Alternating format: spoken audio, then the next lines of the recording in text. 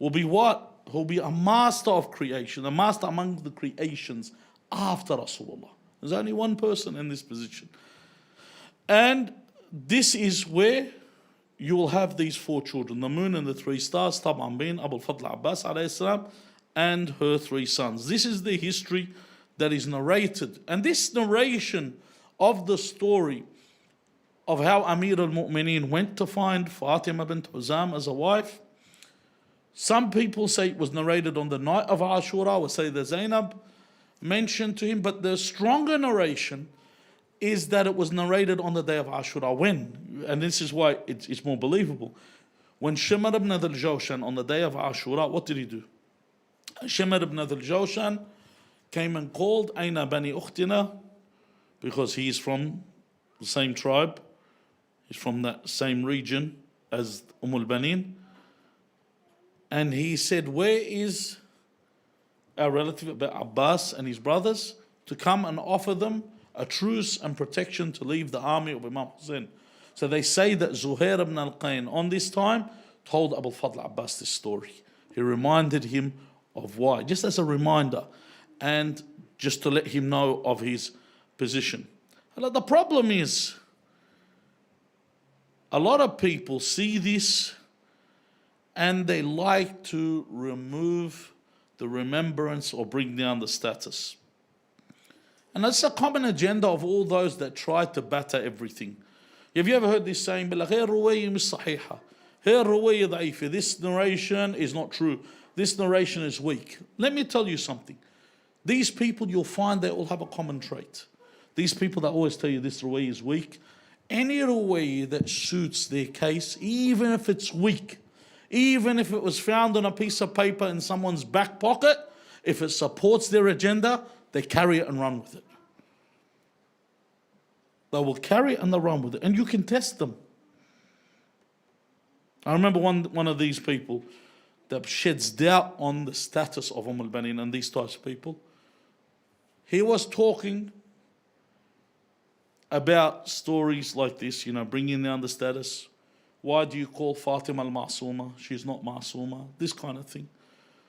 And then when it came to his leader, the guy he follows, he said to me, this man, if there was a prophet in our time, it would be this man. Do you know? See how notice everything just changes? When it's related to what I like, I will elevate the status. When it's something else, let's just bring it down. I'll bring it down. That's why they call, if they like someone, they'll call him a qa'id, they'll call him an imam, they'll call him a nabi, whatever they can, they give him a status. And all groups are guilty of this.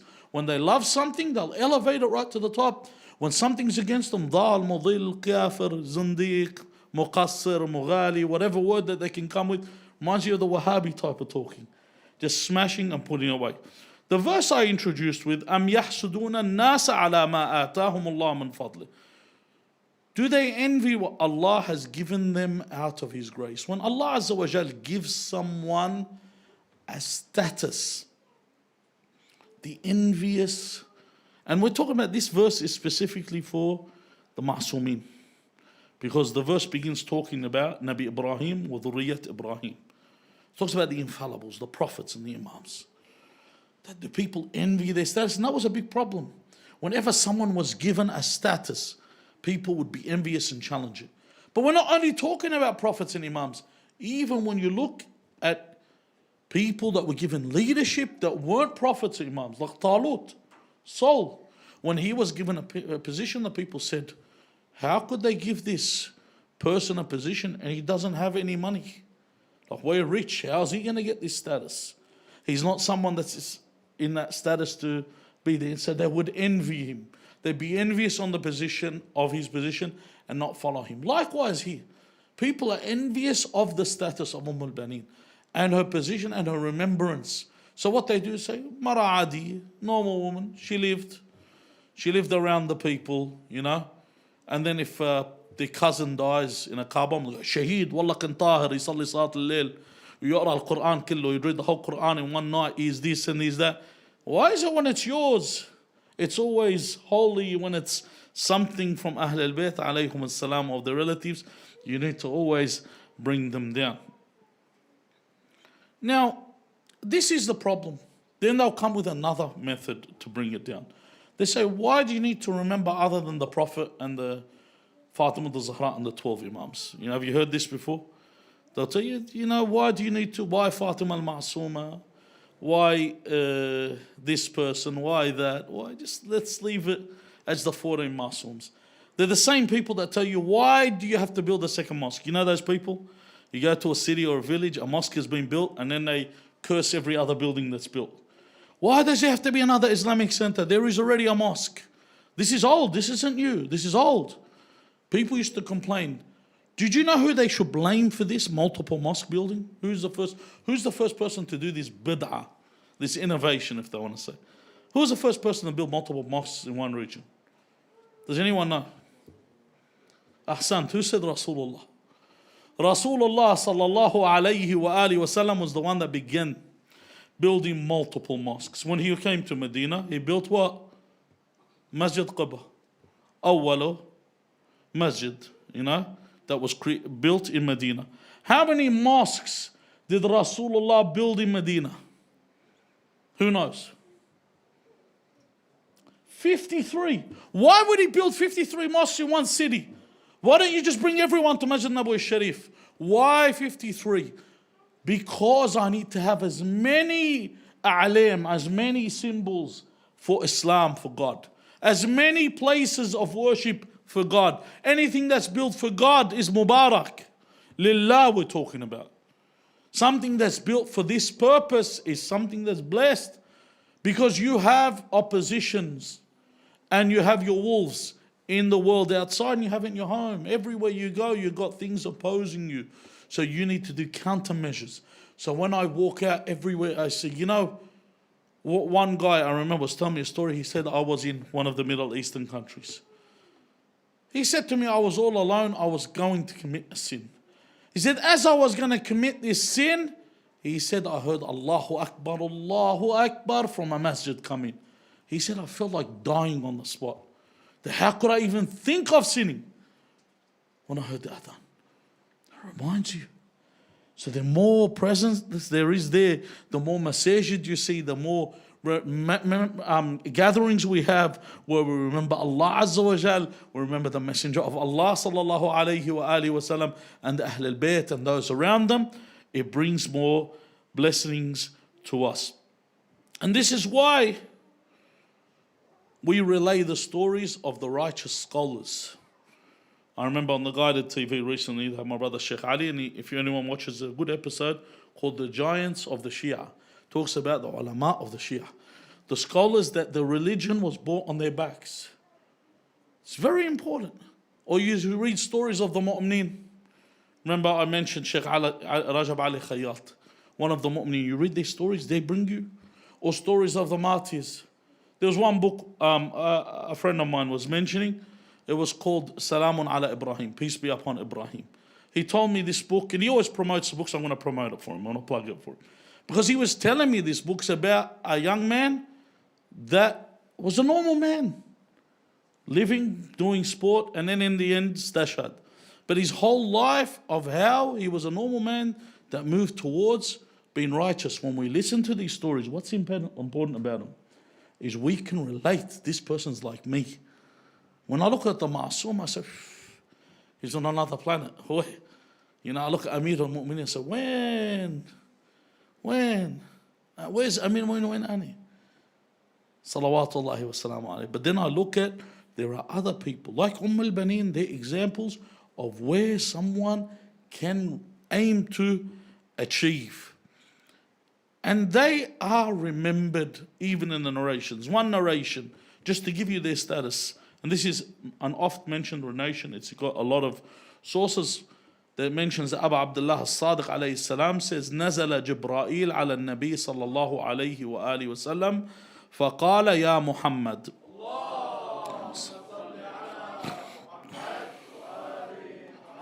He said, إن الله جل جلاله يقرئك السلام ويقول إني قد حرمت النار على صلب أنزلك وبطن حملك وحجر كفلك فقال يا جبرائيل. So firstly, فقال جبرائيل بين لي ذلك. First he told him, "Oh Rasulullah," Jibreel said, that Allah has forbidden the fire of hell on the loins that brought you down, from where he came from, and the origin he came from. وَبَطْنٍ, and the womb that carried you. And then he says, and the home that protected you.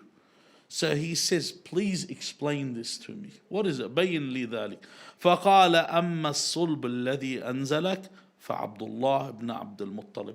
So the loins that you came from is Abdullah, your father. Abdullah, when we think about Abdullah, did he ever meet Rasulullah? He's the father of Rasulullah. Was he ever with him? No, he died before he was born. Yet Allah has forbidden the fire from this great man, just to tell you what kind of a status. Yet you see the Salafis, they say he was a mushrik. They turn around and tell you he was a mushrik. And then they say, وَأَمَّا الْبَطْنِ الَّذِي حَمَلَكَ فَآمِنَةُ بِنْتُ وَهَبٍ. So the Imam is telling you this status. He wants you to know. He wants you to know. Amina bint Wahab, the mother of Rasulullah, Allah has forbade the fire of hell from her. And then he says, وَأَمَّا الْحَجْرِ الَّذِي كَفَلَكَ فَأَبُو طَالِبْ بْنُ عَبْدُ الْمُطَّلِبْ وَفَاطِمَةُ بِنْتُ أَسَدٍ.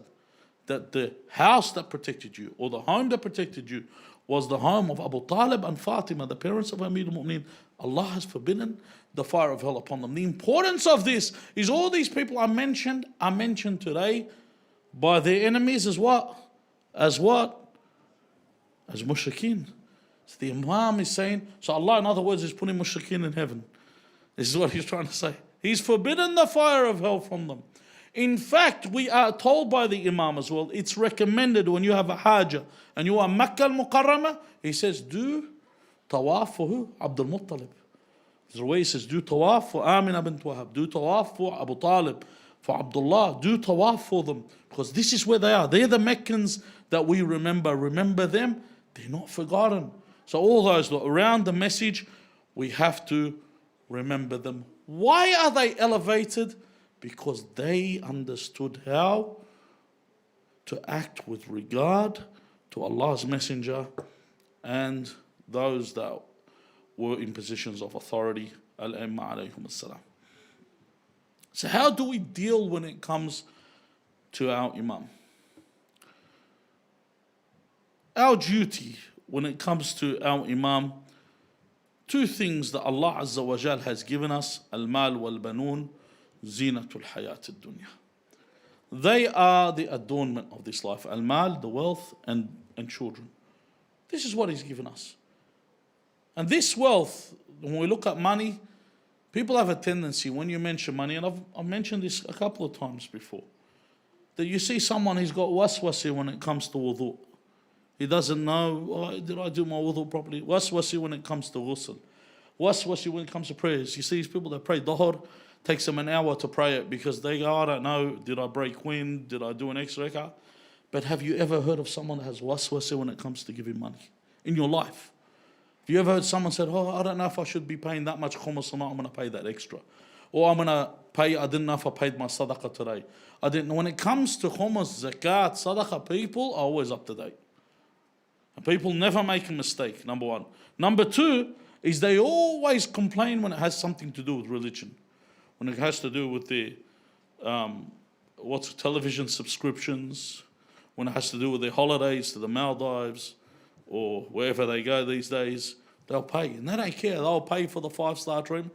The second it comes to anything like a majlis, they'll sit there and they'll start coming excuses. You know, they're given a $5 note, they keep rubbing, take Queen Elizabeth's face off the money just in case there's 2 $5 notes.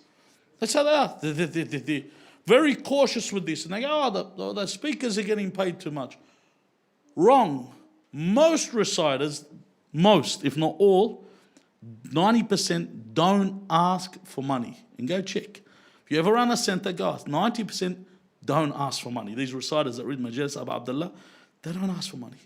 The ones that do are generally bought by the groovy groups and they have their own halls and they charge you money. They're the ones that ask for money.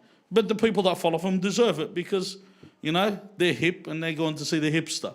But generally, the majority of reciters don't ask for money. The majlis that you attend has things that need to be paid.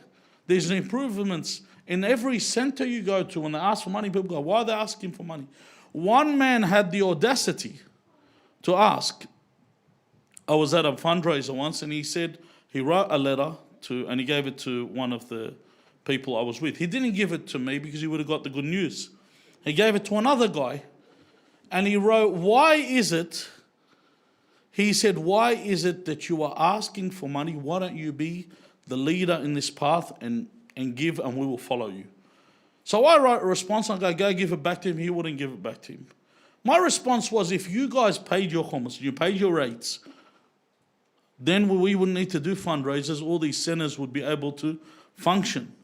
But most people, they don't pay. When it comes to khums, he goes, he's about to have a cardiac arrest. He says, I need to buy my third home, or I need to do this, or I need to do... We're not chasing you to pay. When it comes to this, people turn away. If you take a look at the A'immah alayhum as-salam, they would give in a way that someone did not even feel poverty. And those around them would do the same. So when I give in the way of God, I'm answering, especially for the majalis of Abu Abdullah al-Husayn or Dhikr, Al-Imam alayhim as-salam, I am fulfilling this duty towards my Imam. The second part, and it's the main part because that's why I only went, is the part of the children. It's very important. I see people have brought their children. It's very important to bring your children to the majlis, to involve your children. Since I was young, I swear, I used to give lessons at other places. Well, I'm talking from when I was 18. I was giving lessons at other centers, other places. I'd turn up and you'd ask, where's this guy? And the parents would say, oh, he's got soccer training. You know? And you say, all right, he's got soccer training. Most of these guys, I still remember them by name. I'll tell you exactly where all of them are right now. They're not at majalis. Most of these guys are not at majalis. I remember one guy, he would turn up when he wanted to. He'd turn up when he wanted to. He's one of those people, any event in the city he's off to. He even attends a Mardi Gras because he says, there's a party going on, I'm just going to go there. The parents don't follow them. They don't care, where is my child going? Where is he? I turn up. I shouldn't give my child a choice. My child says, I'm going to go watch the game. No, you're not. You're coming here. Why? Why are you coming here? Because I pay your bills. I feed you. I clothe you. We wash your clothes. We clean your room. You come where I tell you to go. The master of the home is the owner of the home. Believe me. The kid that does what he wants is because the parents allow him to do what he wants. If the parent puts the foot down and brings him into the majlis, they force him to be there. They told him, you have to listen to this majlis. It makes the majlis amma. Not only that, make them do something in the majlis. So people recognize this. People say, this person, I used to remember half the things that protected me in my youth, and I'll tell you this, was what? Was whenever I wanted to go anywhere, say someone wants to take me out, people go, we can't go because Ibn Sheikh's coming with us. So they destroy your whole afternoon. Because you think I'm going to go out and have fun. It's like this guy that said to his wife, I want to go out tonight. And she said, Allah yabad annak banat al-haram. He said, all right, I'm not going out anymore. You ruined my outing. She said, God keep away from you all the bad women. So he said, I'm staying home. In other words, and it's a protection.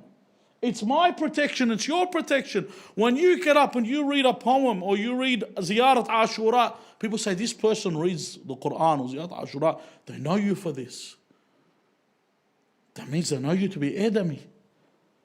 Remember the old days when being a Hajj was being an Adami? In the old days, they say, he's a Hajj. Now it's normal.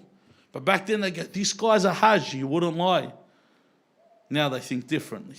But back then, that's how they used to say, this person's a Hajj. There's no way he'd lie. He's been to the Hajj. And they'd have this opinion. Even on the day of Ashura, when Burair ibn Khudair al-Hamadani came to Baraz to fight them. Do you know what they said about him? They said, look who's come to fight us. That's Burair. He is Qari al-Quran fi Masjid al-Kufa. This is the one that recites the Quran in Masjid al-Kufa. He's not just anybody. And they look at him with at least some reverence. Even though they were enemies, they still know he's someone of value. We need the child to come into the center at a young age, because this child's going to be a standard for Islam. Something that people will follow in the future. Someone that represents the faith. Because you got a lot of people being built up in the opposite direction. So you need symbols for us. These people that come in and they involve, in the majlis, you push your children to involve themselves in the latum. This latum ala Abu Abdullah al-Hussein, it pays dividends later. They remember this is the majlis that I used to be at. Even when you bring them here and you allow them to get involved in these majalis, then they don't cry. They don't cry for hire. They don't cry without real feelings. They actually cry for real. Eventually they start to understand the tragedy of the Imam.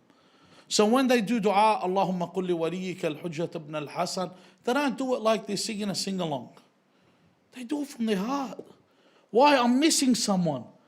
Do you know a lot of the reasons why people don't ask for the Hud al-Imam? Do you know why we don't? Why do you think we don't ask for the Hud al-Imam? Because we're happy. We're happy with the way the world is. Because if we were miserable, we'd ask. We are happy with the system around us. If we weren't happy with the oppression around us, we would be begging for the Imam to rise. We would be begging for the reappearance of the Imam. We would have a closer link to the Imam, a closer relation to the Imam. See, when I read Dua Abi Hamza al-Thamali and the Imam says, Ya Habiba man tahabbaba ilayh, that Allah Azza wa Jal is the beloved of whoever loves Him. He loves the one that loves Him. وَالَّذِينَ آمَنُوا, what does Allah Azza wa Jal say in the Quran? وَالَّذِينَ آمَنُوا أَشَدُّ حُبًّا لِلَّهِ. The ones that believe love Allah even greater. They love Allah so much so that everything other than God becomes mundane. Everything other than God becomes trivial. Everything other than God becomes so secondary. So that when I look at someone like al-Baneen, and if sometimes, a guy recently questioned, how do we say her name is Fatima?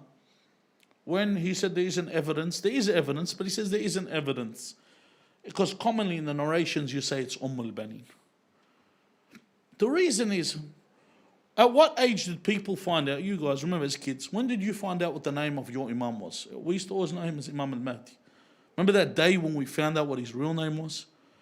Because you're not supposed to call him except by this, because the Prophet forbade it. The ulama in the past, you say it was haram to call him by his name, just by his title, just as it's offensive to call the Prophet other than Rasulullah. To call him, when you address him, to call him Rasulullah. When you address Imam Ali, you're supposed to address him as Amir al-Mu'mineen. And the Imam Sahab al-Amr, Imam al-Mahdi, Imam al-Muntadhar. This is how we're supposed to address him. So seldom would you find his name. al-Baneen asked Amir al-Mu'mineen. She said that, don't call me Fatima. Call me by al-Baneen, my kunya. Why? She said, because if you call me by Fatima, your children would be affected when they hear the name of their mother. So these naysayers, you know what they turn up and say? They say, how would they be affected when they were old? Because they were older.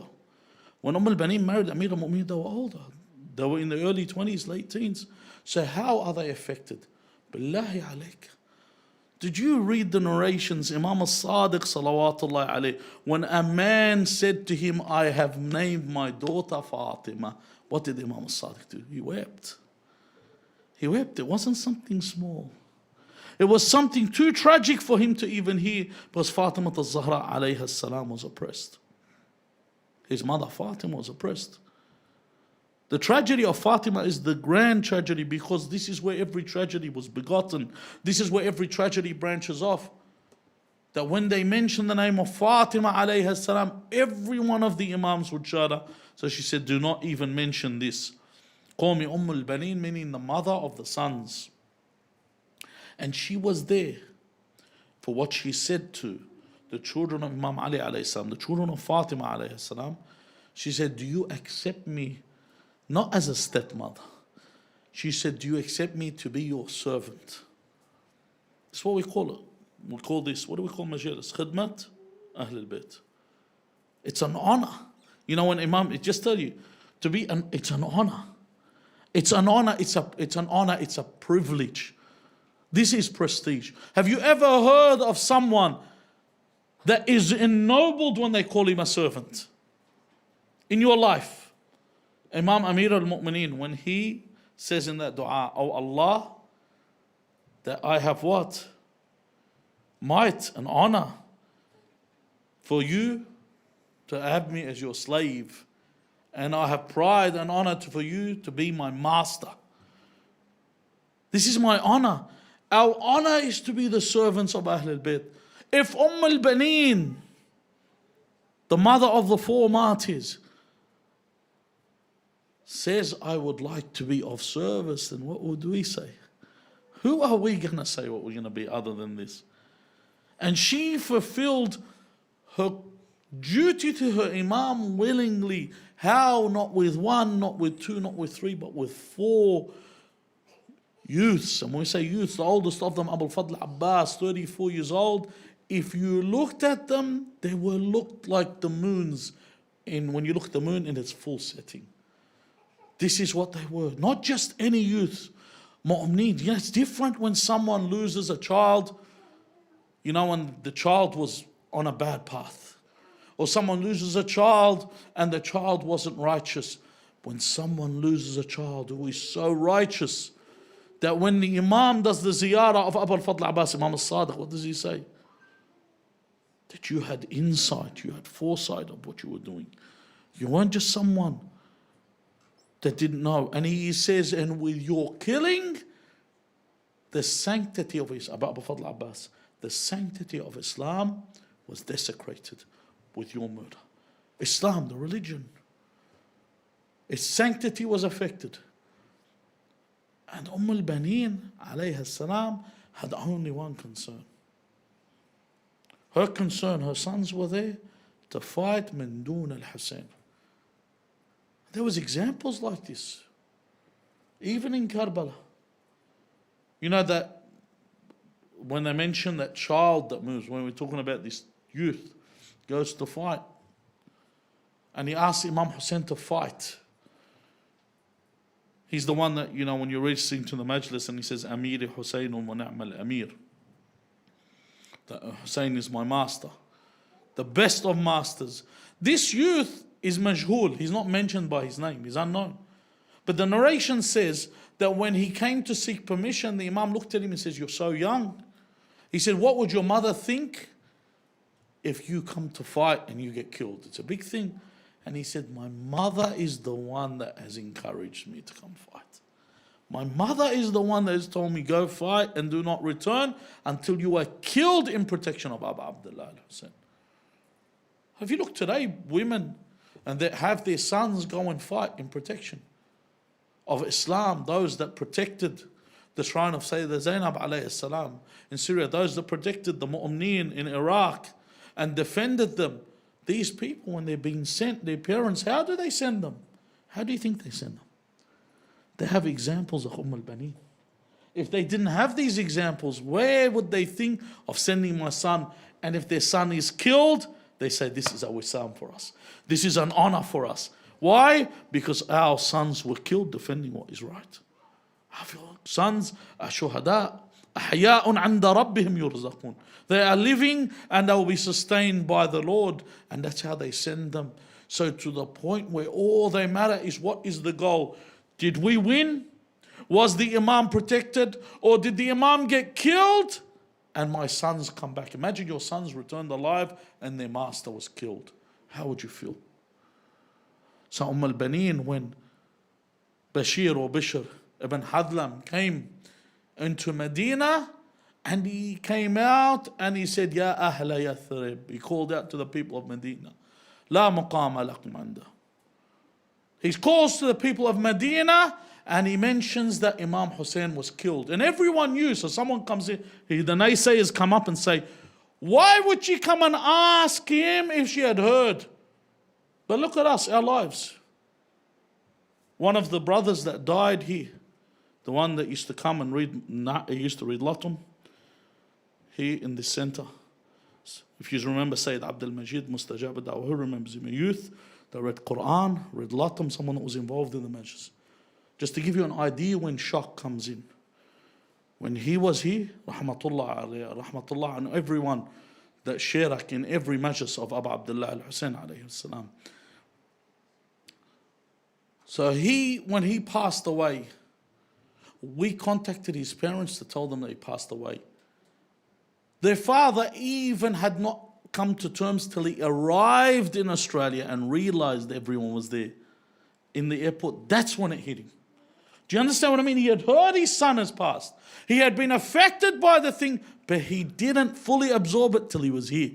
So she had heard the Abu Abdullah al-Hussein, but she didn't want to hear it. She didn't want to know it. So when Bishr came and he called out, she said to him, I want to know, give me the news. Who are you? They said, this is al-Banin. He said, عظم الله لك الأجر بولدك عبد الله.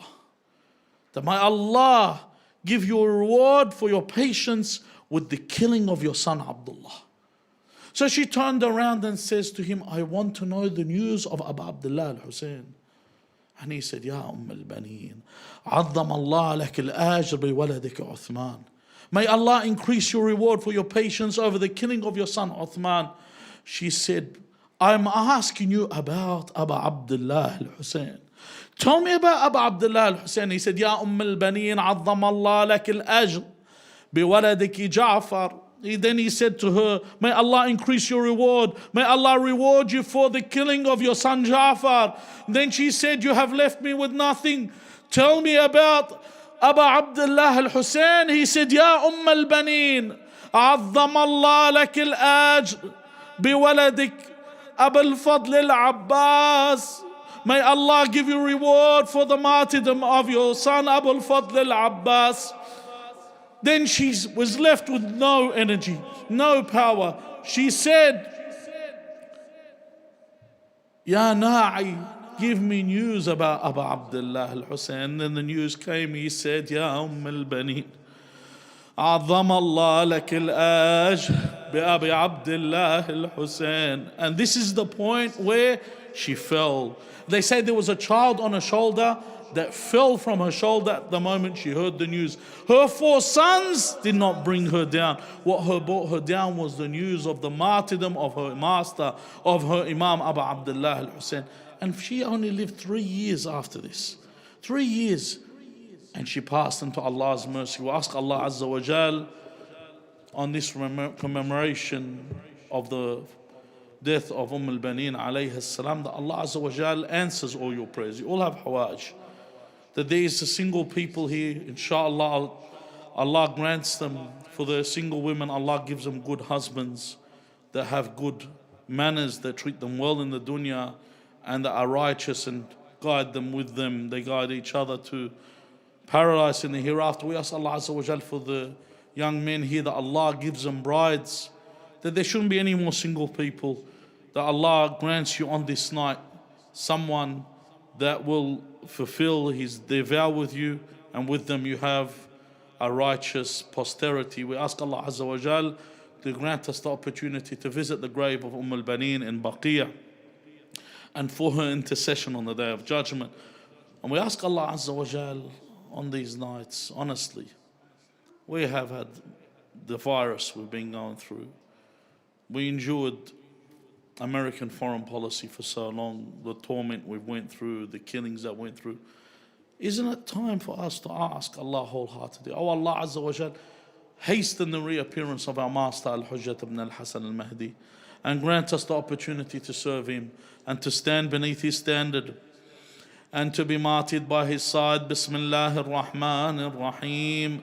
اللهم صل على محمد وآل محمد. اللهم كن